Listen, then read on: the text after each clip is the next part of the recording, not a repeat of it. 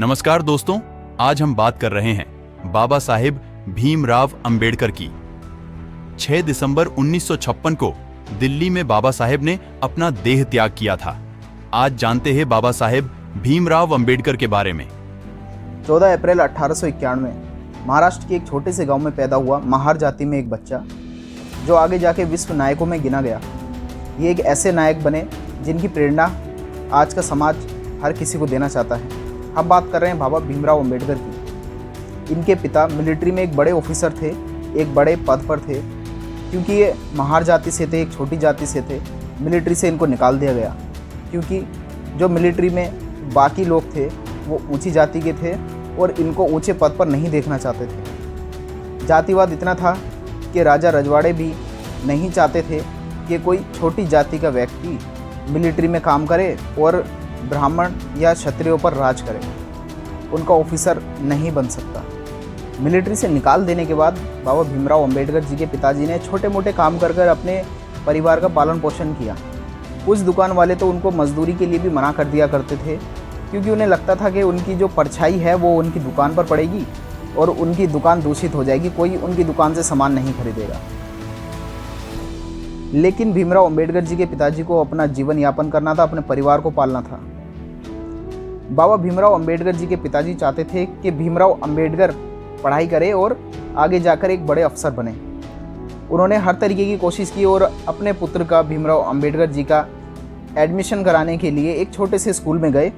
और उस स्कूल में जाने के बाद उन्होंने वहाँ के जब अध्यापक से बात की तो वहाँ के जो अध्यापक थे उन्होंने कहा कि आपका बच्चा पढ़ तो सकता है, लेकिन यहाँ पर सारी ऊंची जाति के बच्चे पढ़ते हैं। शिक्षा का अधिकार छोटी जाति के बच्चों को नहीं था। उनके टीचर ने कहा कि आपका बच्चा पढ़ सकता है, लेकिन उसको गेट पर बैठकर पढ़ना होगा, वो क्लास के अंदर नहीं बैठ सकता। बाबा भीमराव अंबेडकर जी के पिताजी भी सहमत हो गए और उन्होंने कहा कि मेरा पुत्र पढ़ना चाहिए, चाहे वो गेट पर बैठकर ही क्यों ना पढ़े। बाबा भीमराव अंबेडकर जी के पिताजी ने इस पर सहमति दिखाई और अध्यापक ने भी इस पर सहमति दिखाई। उसके बाद बाबा भीमराव अंबेडकर जी ने शिक्षा ग्रहण करनी शुरू की। भीमराव अंबेडकर जी के जो अध्यापक थे ये इनके सबसे पहले अध्यापक बने और सबसे महत्वपूर्ण अध्यापक बने। जब ये क्लास में बच्चों को शिक्षा दिया करते थे तो सबसे ज़्यादा सवाल के जवाब बाबा भीमराव अंबेडकर दिया करते थे। इनके जो अध्यापक थे ये सोचा करते थे कि गेट पर बैठने के बाद भी ये बच्चा सारे सवालों के जवाब सही देता है, इसका मतलब ये बच्चा आगे जाकर कुछ ना कुछ बनेगा। भीमराव अंबेडकर जी के अध्यापक ऐसा सोचा करते थे और वो चाहते थे कि भीमराव अंबेडकर कुछ बने। भीमराव अंबेडकर जी के अध्यापक उनको समझाया करते थे कि आपको आगे जाकर कुछ बनना है, आपको शिक्षा ग्रहण करनी है, इन लोगों की बातों में मत आया करो। क्लास के बच्चे नहीं चाहते थे कि भीमराव क्लास के अंदर पढ़े, क्योंकि उन्हें पता था कि ये महार जाति का है, इसकी परछाई हम पर पड़ेगी तो हम दूषित हो जाएंगे। जो इनके शिक्षक थे वो काफ़ी चिंतित थे, अगर ऐसे ही रहा तो ये बच्चा आगे नहीं बढ़ पाएगा। उन्होंने सब बच्चों को डांटना शुरू किया, उनको समझाया, लेकिन कोई भी नहीं मानना चाहता था, क्योंकि वो छोटी जाति से थे। ये छोटी जाति का जो जहर था ये समाज में घुल चुका था। बाबा भीमराव अंबेडकर जी के जो अध्यापक थे इन्होंने सोचा कि कुछ ना कुछ तो करना पड़ेगा, बच्चा आगे बढ़ना चाहता है, उसको शिक्षा लेनी चाहिए। तो उन्होंने अपना सरनेम, जो उनका सरनेम था, उनका पूरा नाम कृष्णा केशव अंबेडकर था, उन्होंने अपना सरनेम यानी कि अंबेडकर भीमराव को दिया। भीमराव का नाम फिर भीमराव अंबेडकर पड़ा। भीमराव अंबेडकर जी के जो अध्यापक थे इन्होंने सबको समझाया कि अब ये मेरे ही कुल का है, अब ये भी अंबेडकर है और ये बाकी सभी शिष्यों की तरह पढ़ाई करेगा और इसको भी उतना ही अधिकार होगा। लेकिन जो क्लास में बच्चे थे वो नहीं मानते थे कि ये अब ब्राह्मण हो गया है। उनका यही कहना था कि ये महार जाति का ही है, ये महार जाति में पैदा हुआ है, ये अछूत है। भीमराव जी के जो अध्यापक थे ये सोच में पड़ जाया करते थे और बोलते थे कि देखिए, अगर आप भीमराव को अगर कुछ बोलेंगे इसका मतलब कि आप मुझे कुछ बोल रहे हैं, क्योंकि अब ये मेरे पुत्र समान है और मेरा सरनेम और भीमराव का सरनेम समान है। लेकिन जो भेदभाव था, जो समाज के अंदर छोटी जाति और बड़ी जाति का भेदभाव था, वो हमेशा के लिए बन चुका था। स्कूल की शिक्षा खत्म होने के बाद इनके अध्यापक ने इनको बुलाया और कहा कि आपको आगे भी शिक्षा ग्रहण करनी है, और इनको सायाजी महाराज के पास भेजा, कहा कि वो आपकी सहायता करेंगे। जब भीमराव अंबेडकर सायाजी महाराज से मिले तो उन्होंने अपनी पूरी कहानी उनको बताई और सायाजी महाराज ने उनकी सहायता की। सायाजी महाराज ने उनको सरकारी स्कॉलरशिप इनको दिलाई और इनको मुंबई भेजा आगे स्टडी करने के लिए। मुंबई जाकर इन्होंने इंटर बीए और पॉलिटिकल साइंस ये सब इन्होंने किया। उसके बाद ये न्यूयॉर्क गए। न्यूयॉर्क जाकर इन्होंने कोलंबिया यूनिवर्सिटी से इन्होंने मास्टर डिग्री अपनी ली। मास्टर डिग्री करने के बाद ये न्यूयॉर्क से लंदन गए। लंदन जाकर इन्होंने एमएससी की। एमएससी के बाद इन्होंने लॉ किया। उसके बाद इन्होंने डॉक्टरेट किया और भीमराव अंबेडकर जी के नाम के आगे तभी डॉक्टर भीमराव अंबेडकर लगना चालू हुआ। अपनी पढ़ाई पूरी करने के बाद भीमराव अंबेडकर सायाजी महाराज के पास आए और उनसे कहा कि अब आप मुझे कोई कार्य बताइए, मैं आपकी सेवा करना चाहता हूँ। उसके बाद सायाजी महाराज ने इनको मिलिट्री सेक्रेटरी की जॉब दिलाई। मिलिट्री सेक्रेटरी की जॉब इनको मिली और जब ये मिलिट्री सेक्रेटरी की पोस्ट पर थे तो वहाँ पर जो पियून हुआ करते थे, जो वहाँ पे छोटे दर्जे के जो वहाँ पे एम्प्लॉइज़ थे, वो इनकी बिल्कुल भी रिस्पेक्ट नहीं किया करते थे। वो कहते थे कि तुम बड़ी पोस्ट पर आ गए हो लेकिन तुम हो एक छोटी जाति के। भीमराव अंबेडकर जी को पता चल चुका था कि शिक्षित होने से ये जातिवाद का जहर नहीं मिटेगा, इनको कुछ ना कुछ करना होगा। इन्होंने सभी जाति के लोगों को, जो छोटी जाति के लोग थे, इनको संगठित होने के लिए कहा, आपस में जुड़ने के लिए कहा कि आप अपने अधिकारों के लिए लड़िए। जो आपको अधिकार नहीं मिल रहे हैं उन अधिकारों के लिए आपको लड़ना होगा। कोई भी आपके लिए लड़ाई नहीं करेगा, आपको खुद को लड़ना होगा और आपको अपने अधिकार लेने होंगे। लेकिन जो छोटी जाति के लोग थे ये नहीं समझना चाहते थे, क्योंकि इनको लगता था जो समाज में चलता हुआ आ रहा है वही सही है। एक तरीके से वो इन चीज़ों को रिवाज समझने लगे थे कि ये रिवाज है और ये रिवाज चलते रहेंगे, हमारे पूर्वजों ने भी ऐसा किया था और हम भी ऐसा ही करेंगे। भीमराव अंबेडकर उनको समझाते कि आपको मंदिर में जाने का भी अधिकार नहीं है, आप मंदिर में नहीं जा सकते हो, आप कुएं में से पानी नहीं भर सकते हो, कुएं में अगर आपकी परछाई चली गई तो वो पानी नहीं पीते हैं, आप नदी का पानी भी नहीं पी सकते हो क्योंकि वो पानी दूषित हो जाएगा अगर आप पानी पिएंगे। ऐसी सब चीज़ों को आप कैसे एक्सेप्ट कर सकते हो?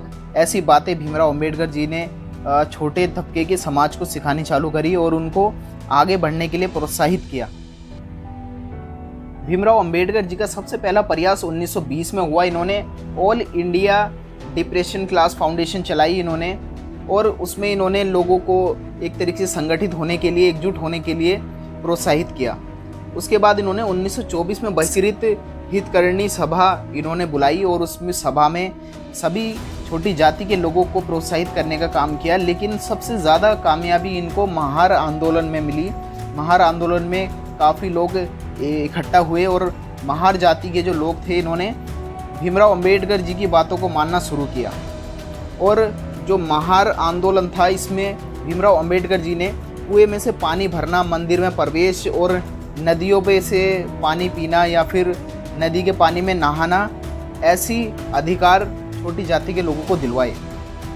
भीमराव अंबेडकर जी यहीं नहीं रुके, इन्होंने 1927 में बहिष्कृत भारत पत्रिका जारी की। उस समय जो मीडिया का साधन था सिर्फ पत्रिका थी। इन्होंने अपनी खुद की पत्रिका बनाई और उसमें समाज में हो रहे भेदभाव को लिखना शुरू किया और पूरे भारत में अपनी पत्रिका को प्रकाशित किया।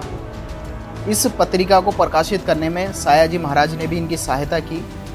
इस पत्रिका से पूरे भारत में लोगों को ये पता लगने लगा कि कोई है जो छोटे समाज के लोगों के लिए लड़ रहा है, उनको अधिकार दिलाना चाहता है।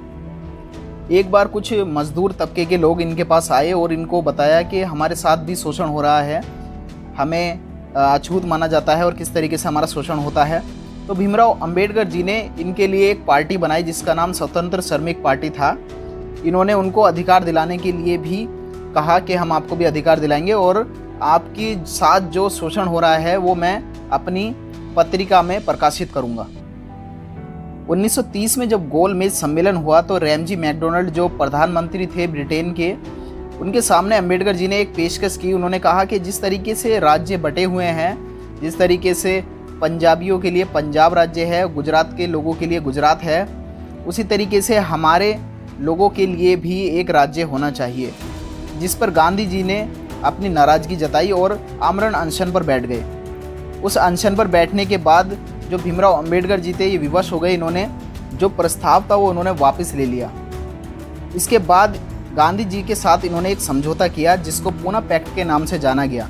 24 सितंबर 1932 में ये समझौता हुआ, जिसमें भीमराव अंबेडकर जी ने कुछ शर्तें गांधी जी के समक्ष रखी। जिसमें पहली शर्त थी कि जो शोषित, दलित, पीड़ित जो लोग हैं, जो वंचित लोग हैं, जो आदिवासी हैं, इनको शिक्षा का अधिकार मिलना चाहिए और इनको रिजर्वेशन मिलना चाहिए, इनको आरक्षण मिलना चाहिए। गांधी जी ने इनकी सभी शर्तों को एक्सेप्ट किया। लेकिन जो भीमराव अंबेडकर जी थे, इनको पता था ये एक तरीके का कॉन्ट्रैक्ट है और हो सकता है ये आगे जाकर कॉन्ट्रैक्ट ख़त्म भी हो जाए। इसलिए इन्होंने एक अनुसूचित जाति संघ बनाया, जिस संघ के अंदर जितने भी पीड़ित, दलित और वंचित लोग हैं उनको सहायता देने का कार्य किया जाएगा। जब भीमराव अंबेडकर जी को संविधान लिखने का कार्य दिया गया तो इन्होंने 1947 में जब ब्रिटेन की न्याय व्यवस्था के सामने अपने संविधान को पेश किया तो वो भी हैरान हो गए कि इस तरीके का संविधान भारतीय लोग कैसे लिख सकते हैं। इतना विस्तृत संविधान कि उसमें जो ब्रिटेन की न्याय व्यवस्था थी एक भी कमी नहीं निकाल पाई।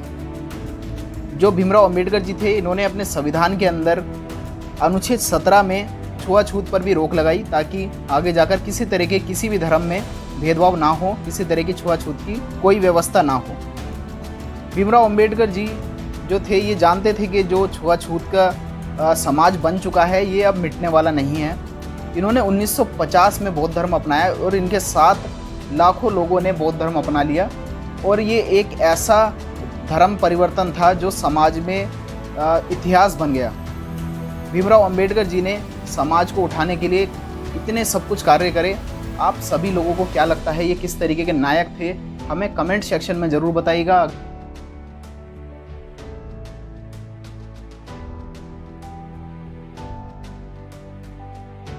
इस खबर के साथ हम समस्त देशवासियों की तरफ से बाबा साहेब भीमराव अंबेडकर की पुण्यतिथि पर उनको श्रद्धांजलि अर्पित करते हैं।